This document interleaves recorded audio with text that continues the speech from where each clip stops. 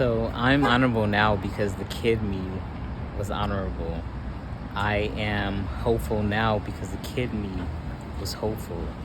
I love God now because the kid me loved God, loved the Lord, loved Jesus Christ with all my heart. And that's the same heart that I've grown with and that I create from and that I had to protect as I was growing up and as I got into my 20s and 30s and 40s, where I feel like I was faced with a lot of judgment. But when we talk about, as a healing community, as a society, we talk about getting in contact with our inner child and healing our inner child. My inner child feels like my ancestor. My inner child has survived all of this life and has the benefit and the wisdom of having been born in a society, but born with psychic gifts from ancestors, gifts from God, gifts from Spirit, to know that I was born here, but not from here. I'm from God. I'm from love. I was made from love. I was made with love for the purpose of love. We all have our different, different vehicles, different speeds, different destinations. I don't know about different destinations anymore because I feel like I'm calling my tribe who knows that the destination is heaven on earth, heaven meets earth, heaven and nature singing.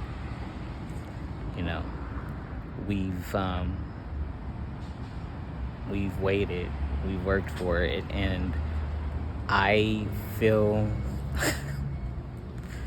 successful. We all have our parts and we all have our consciousness and our awarenesses and our gifts and our talents. We're here for a reason. If you're watching this, we're totally meeting for a reason, and for me it's to share information, to share joy and love, to be a witness to my own ever-growing trust and faith in God, my spirituality, testimony. My life is a prayer and a blessing. I asked for that. All of our prayers are answered. God's will be done.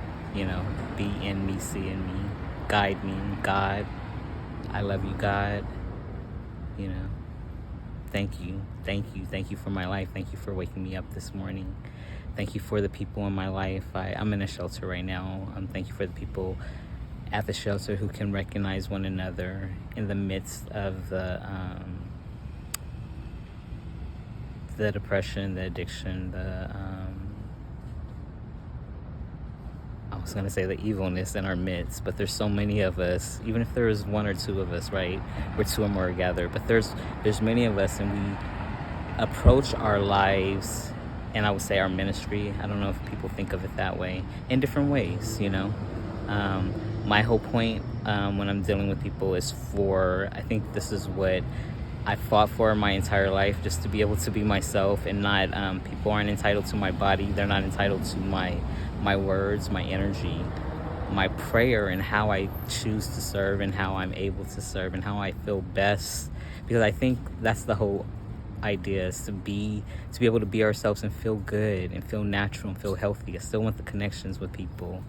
And that's what I feel like I've worked out in the last 2 or 3 months. Having familiarity, we see each other, and then being able to have more in-depth conversations, even if it's only 2 minutes. It's more than just walking by and not speaking, or walking by in a nod, right? There's been time enough to create and establish relationships. And one of my favorite things is this. I'm hoping you can see it, but it's the Hands to the Heart.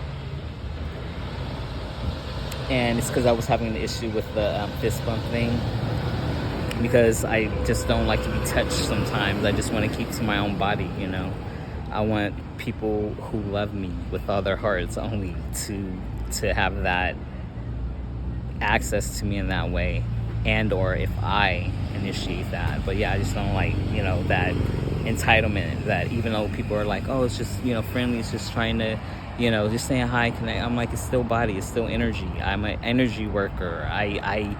I'm very, very sensitive, but you can't say all of that to people, right? In certain situations.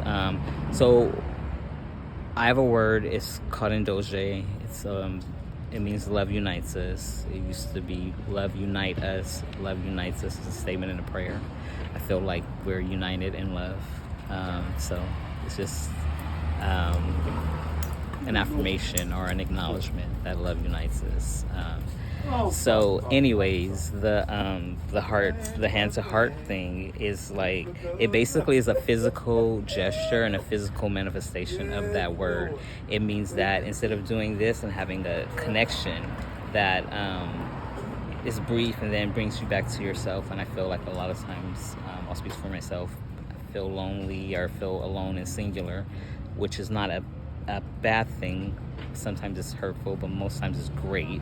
But that knowing that the desire is to connect. So I was like, we always have our hearts. My heart sees your heart, right? And that's what that means. You're always going to be, as you are a person in a physical body, going to be walking around with your own heart. We are responsible for our hearts, our loves, our passions. We know what makes our hearts happy. We know what's good for us, right? We might not be in situations that are some of us. Hopefully in future, this will be just hopefully just this big joke. But some of us are in situations where we're not exactly with people who can encourage and can lift up, but that's why we're there, right? We're like, we encourage one another just by acknowledging each other. The people who love Jesus, who have said that, who have talked about their testimony of when they became awakened or when they became born again, depending on how people want to look at it, when consciousness became expanded, the deeper diving into the Bible, the Word of God, prayer, meditation, body health, whatever people are doing, trying to stop smoking cigarettes, trying to stop, smoking other things, doing crank, heroin, all this stuff. The environment, though, it feels like a little bit of a spiritual war. I was gonna say a little bit because it's on the surface. This energy is trying to entice people into it or ensnare people. It's not entice, it's more ensnare, because anybody coming into it who doesn't, I don't think would partake. I'm not sure though, but people who have had issues or have wanted to get away with it or just want to start over, we have shelter, we have a bed, we have a roof over our head, we have running water, we have working toilets for the most part, but it's a cafeteria. Like, we have what we need to heal and to get started again and to get out into the world in a different way. And some people want to get back to there's no back to anything. We're moving forward, right? With the wisdom and experience, the dreams and the faith and the hope, and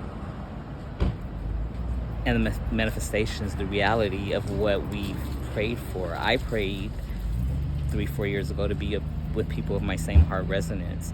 I also needed to heal my heart from giving myself and spending my time and energy with people who weren't at all on my level of loving intentionality, consciousness when we were in each other's presence. So I can say that for sure. That was a lot of words, because my whole point is that I know that they loved me. They loved me to the capacity that they could. They saw me in the capacity that they could see themselves. And so I guess I'm still salty about that, and there's no real reason to be. But now I'm in situations where there's more people who are of faith and more generous in this population, in the homeless population that I've been a part of for now years, but in this particular shelter, 4 months. I was in the shelter for 5 months at one point, 2 years ago. But anyways, it's very different. There's a lot of anger. There's a lot of people are showing themselves more. We have a prayer group every Monday through Friday at 9 p.m. And sometimes we sometimes we have more peaceful gatherings, but as the weeks have progressed, more people are coming, and then there's more acting out in the other parts of just yelling and cursing. Like, it's really, really, right? But now we see, that's what I was telling somebody the other day. Now we see each other. We know the ones who are, some people are offended by it. I feel like everything is coming up to hill. It's almost like pus, or like like a fever breaking. Things have to come up to be let go. But that's why we have different people and different personalities who are in this service to serve God and to love God, and we can all rise together, right? So we have that mentality. But some of us are done with a person has said something that was offensive, and that person in my ministry, I feel, is not dealing with him. We can pray for people and love people. I say I can pray for people in silence. Sometimes it's better not to use, but for that particular person that my friend had an issue with, that particular person came to me saying that they wanted peace. We had a whole different conversation, and I think it was in the same day. So that means that we're relating in a different way. And so sometimes nobody's a lost cause, but sometimes people don't need to be around other, like, I think you can kind of understand what I'm saying. We all have our specializations. We all have our flock, if you want to think of it that way. Obviously I'm talking to teachers and healers. And the whole point of this gesture too, I feel my heart is with you at all times. That's the way my heart, I grew up in the heart of God, God's heart, right? That's where I'm from, right? That's where I rest. And that's where I get my courage, and that's where I get my humor, and that's where I get my intelligence and my wisdom and my timelessness and my timey-wimey and my newness and my oldness, all of that, my whole being, right?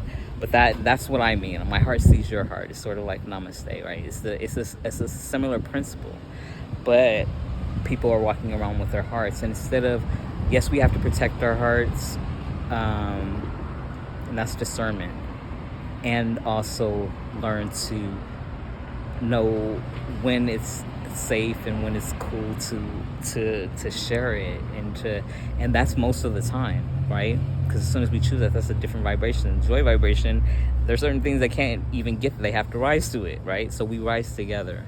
So my thing right now is to follow my path as I have and as I will continue to do. And the reason why I started this was to say that I am the way that I am because my child self was so loving and so trusting and so faithful, and started looking around and being like, wait, didn't we all learn that golden rule when we were with change, getting to be like 7, 8, 11, like, dang, yo. So I'm not saying I hadn't had wobbly faith, or that I don't.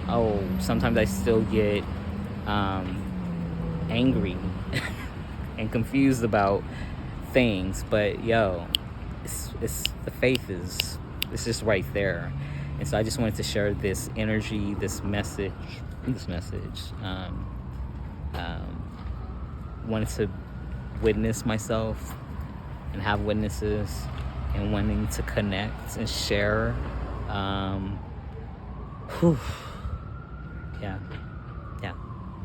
All right. Osananda out.